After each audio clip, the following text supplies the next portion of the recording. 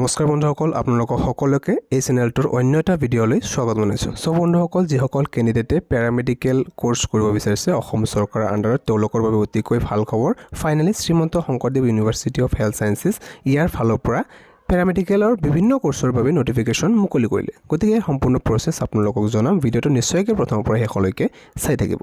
তো এয়া হৈছে নটিফিকেশ্যনখন। আজি কিছু সময় পূৰ্বে মুকলি কৰা হৈছে Srimanta Sankardev university of health sciences ইয়াৰ অফিচিয়েল ৱেবছাইটত। চাওক, educational notice, entrance examination for selection of candidate for admission into medical technology paramedical courses, degree course and diploma in both government and private institutes or colleges of Assam for the academic session 2025-26।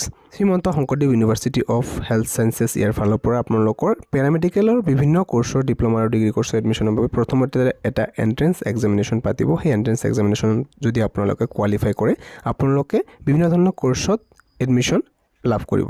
ইয়াৰ যিটো entrance examination লোৱা হ'ব, সেইটো অনুষ্ঠিত কৰা হ'ব July মাহৰ 6 তাৰিখে। 6 July তাৰিখে এণ্ট্ৰেন্স এক্সামিনেশ্যন লোৱা হ'ব চিলেকশ্যনৰ বাবে। আপোনালোকে ইয়াৰ বাবে এটা অনলাইন এপ্লিকেশ্যন পে'মেণ্টটো কৰিব লাগিব। ইয়াতে চাওক, আপোনালোকে যেতিয়া এপ্লাই কৰিব, এপ্লাই কৰাৰ পিছত আপোনালোকৰ যেতিয়া এক্সাম লোৱা হ'ব, সেই এণ্ট্ৰেন্স এক্সামটোৰ চেণ্টাৰসমূহ ইয়াতে দিয়া আছে। ক'ত লোৱা হ'ব। Examination centre held in the Guwahati, Dibrugarh, Silchar, Jorhat, Barpeta, Tezpur, Diphu, Lakhimpur, Nagaon, Nalbari, Kokrajhar and Dhubri. এইকেইটা ডিষ্ট্ৰিক্টৰ ইয়াতে চেণ্টাৰসমূহ আছে।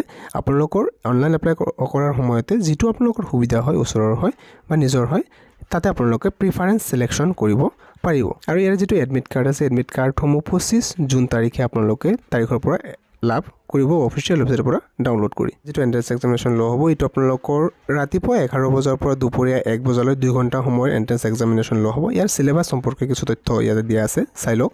যে ইয়াতে এটা ছিংগল পেপাৰত এটা পেপাৰ লোৱা হ'ব, য'ত 100 নম্বৰৰ মাল্টিপল চইচ কুৱেশ্যন আপোনালোকে এনচাৰ কৰিব লাগিব OMR শ্বীটত। চ' MCQ বেষ্টৰ ইয়াতে ছাবজেক্টসমূহ থাকিব। ফিজিক্সৰ পৰা কুৱেশ্যন আহিব, কেমেষ্ট্ৰিৰ পৰা আহিব, বায়'লজি আৰু ইংলিছৰ পৰা আহিব। আৰু আপোনালোকৰ question standard higher secondary 10+2 science লেভেলৰ আহিব। যিহেতু ইয়াতে এলিজিবিলিটি ক্ৰাইটেৰিয়াটো 10+2 ছায়েন্স বেকগ্ৰাউণ্ডৰ পৰা হ'ব লাগিব। আৰু আপোনালোকৰ ফিজিক্স, কেমেষ্ট্ৰি, বায়'লজি ছাবজেক্ট থাকিব লাগিব। আৰু ইয়াতে মাৰ্কছসমূহ দিয়া আছে, চাওক। বায়'লজি, যিটো আপোনালোকৰ জুলজি আৰু বটানী কনক্লুড থাকে, ইয়াৰ পৰা আহিব 25 মাৰ্কছ, ফিজিক্সৰ পৰা 25 মাৰ্ক, কেমেষ্ট্ৰিৰ পৰা 25 আৰু ইংলিছৰ পৰা 25। মেৰিট লিষ্টটো ইয়াতে আপোনালোকৰ এই এণ্ট্ৰেন্স এক্সামিনেশ্যনৰ ওপৰত ভিত্তি কৰি যিসকলে বেছি নম্বৰ পাইছে হিচাপত মেৰিট বেছ ইয়াতে চিলেকশ্যনটো লাভ কৰিব। চ' ইয়াতে চাওক, মিনিমাম কোৱালিফাইং ক্ৰাইটেৰিয়া বা কাট অফ ৰাখিছে। চ' জেনেৰেল কেটেগৰীৰ পৰা যদি আপুনি বিলং কৰে, তেন্তে আপোনালোকৰ গভৰ্ণমেণ্ট ইনষ্টিটিউশ্যনৰ বাবে এইটো দিয়া আছে। এইটো 30% ৰখা হৈছে মিনিমাম। আৰু SC, ST, OBC, NCL, দিব্যাংগত 20% ৰখা হৈছে। ইয়াতকৈ বেছি যাব পাৰি, এইবিলাক এইটো মিনিমাম ক্ৰাইটেৰিয়াটো ৰখা হৈছে। আৰু প্ৰাইভেটৰ বাবে ৰখা হৈছে ফৰ 50% মেনেজমেণ্ট কোটা, ইয়াৰ বাবে জেনেৰেলৰ 20%, SC, ST, OBC, NCL 18%, দিব্যাংগ 15%, আৰু প্ৰাইভেট ইনষ্টিটিউশ্যনত যিবিলাক বাকী 50% ছিট আছে, ইয়াতেও 18%, 15% আৰু 15% ৰখা হৈছে জেনেৰেল, SC, ST, OBC আৰু দিব্যাংগসকলৰ বাবে। ইলিজিবিলিটি ক্ৰাইটেৰিয়াসমূহ ইয়াতে ৰখা হৈছে। চাওক, পাৰ্মানেণ্ট ৰেচিডেণ্ট অফ আছাম, অসমৰ স্থায়ী বাসিন্দা হ'ব লাগিব, অৰ্থাৎ PRC চাৰ্টিফিকেটখন আপোনাৰ ইয়াতে লাগিব। আৰু মিনিমাম কোৱালিফিকেশ্যনটো হায়াৰ ছেকেণ্ডাৰী পাছ কৰা হ'ব লাগিব ছায়েন্স বেকগ্ৰাউণ্ডৰ পৰা। ফিজিক্স, কেমেষ্ট্ৰি, বায়'লজি মই প্ৰথমতে জনালোঁ, এইকেইটা ছাবজেক্ট থাকিব লাগিব। আৰু মিনিমাম 45% মাৰ্কছ থাকিব লাগিব এগ্ৰিগেট টোটেল পাৰ্চেণ্টেজ, যদি আপুনি জেনেৰেল কেটেগৰীৰ পৰা হয়। যদিহে আপুনি SC, ST বা OBC, MOBC কেণ্ডিডেট হয়, তেন্তে আপুনি 40% হ'লেও ইয়াৰ ক্ষেত্ৰত এলিজিবল হ'ব। বয়সৰ ক্ষেত্ৰত 17 বছৰ মিনিমাম ৰখা হৈছে। ইয়াৰ এপ্লিকেশ্যনটো টোটেলি আপোনালোকে অনলাইন মোডত এপ্লাই কৰিব লাগিব। মন কৰিব, কোনো ধৰণৰ আপোনালোকৰ ডকুমেণ্ট বা এলিজিবিলিটি বা যিকোনো ধৰণৰ চাৰ্টিফিকেট আপোনালোকে কলেজ বা ইউনিভাৰ্চিটিলৈ পঠাব নালাগে। টোটেলি আপোনালোকে অনলাইন মোডত এপ্লাই হ'ব। যি ডকুমেণ্ট বিচাৰে তাতে আপোনালোকে আপলোড কৰিব লাগিব। এতিয়া চাওক, যদিহে আপুনি ইয়াতে চিলেকশ্যন পাই যায়, তেনেহ'লে আপুনি গভৰ্ণমেণ্ট আৰু প্ৰাইভেট ইনষ্টিটিউট দুয়োটা মিলি কোৰ্চসমূহ কি আছে এইটো আপোনালোকে চাব পাৰিব।